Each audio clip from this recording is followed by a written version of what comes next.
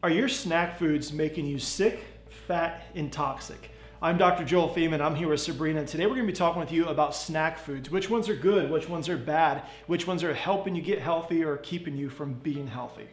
For many, they go for the potato chips, the ice cream, the cookies, whatever they have on the shelf, they go for it. Heck, I remember when I would come home from school and mom would have fruit snacks out.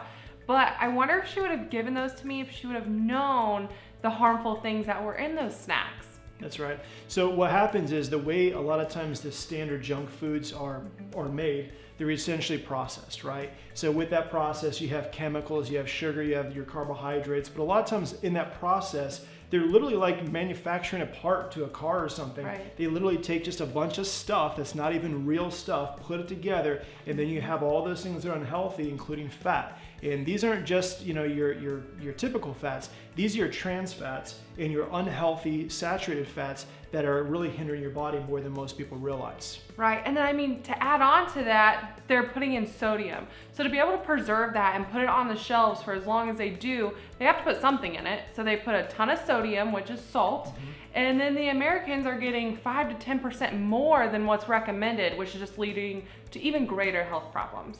So when you think about that, just as a side note, we talked about what most people realize in terms of like fats I just mentioned, but you hear a lot of people who are having the high cholesterols, right, the diabetes and so forth. But what many people don't realize is that you open up Guyton's textbook in medical physiology, and what most people don't realize is that when you have high cholesterol and especially high triglycerides, it's not from the fat.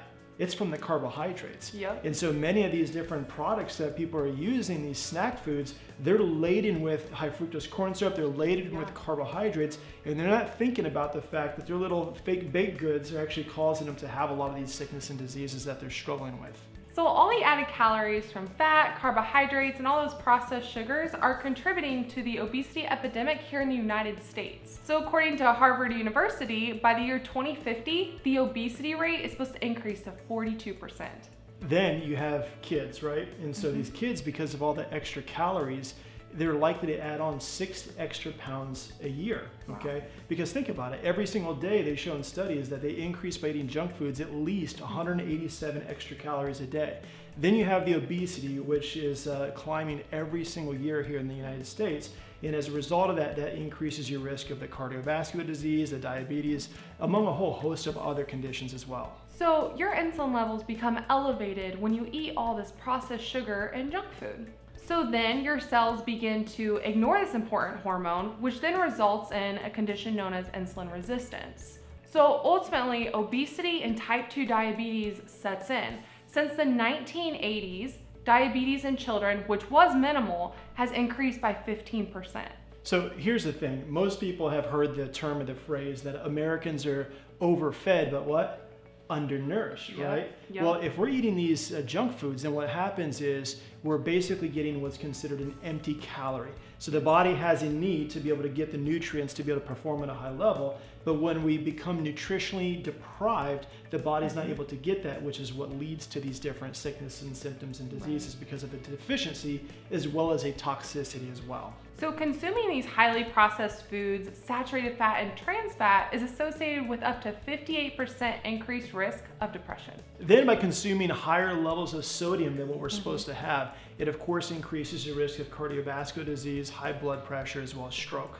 So I guess the next question is, what else can you do? If you don't want to have all these snacks, well, what are you going to snack on? You get hungry throughout the day? You need an alternative, right? Our suggestion is to snack on fruits and vegetables, nuts, and seeds. So an ideal balanced snack would be 1 cup of your favorite fruit or vegetable with a serving of your favorite nut or seed. And here's really how this helps. Anytime we're choosing those healthier alternatives, you're giving your body what we would consider a God food, which just means a food in a natural state, which means you're going to give your body what it needs to thrive, okay? While avoiding those things that are keeping your body from being able to be as healthy as we're created to be.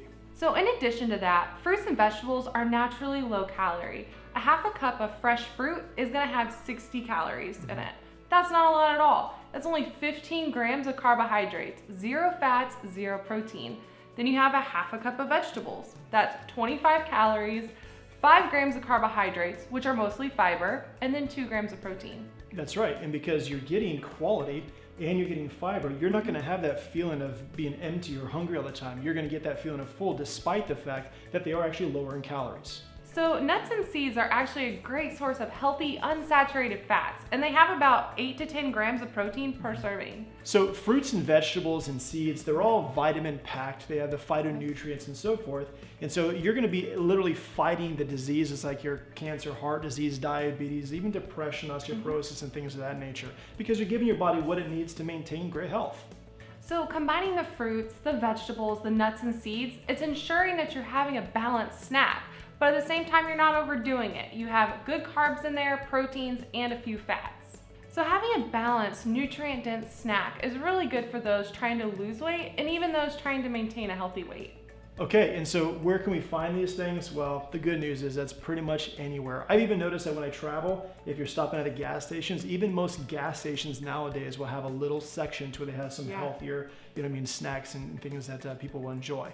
And so it makes it easy. If you haven't already done so, also make sure that you go to our Facebook and like us, hit that subscribe button on our YouTube channel, and then make sure you also go to the Pinterest, because we've been working hard at putting pins and things so that way you have all these different snack and healthy alternatives right there in front of you, easily accessible. And so until next time, God bless.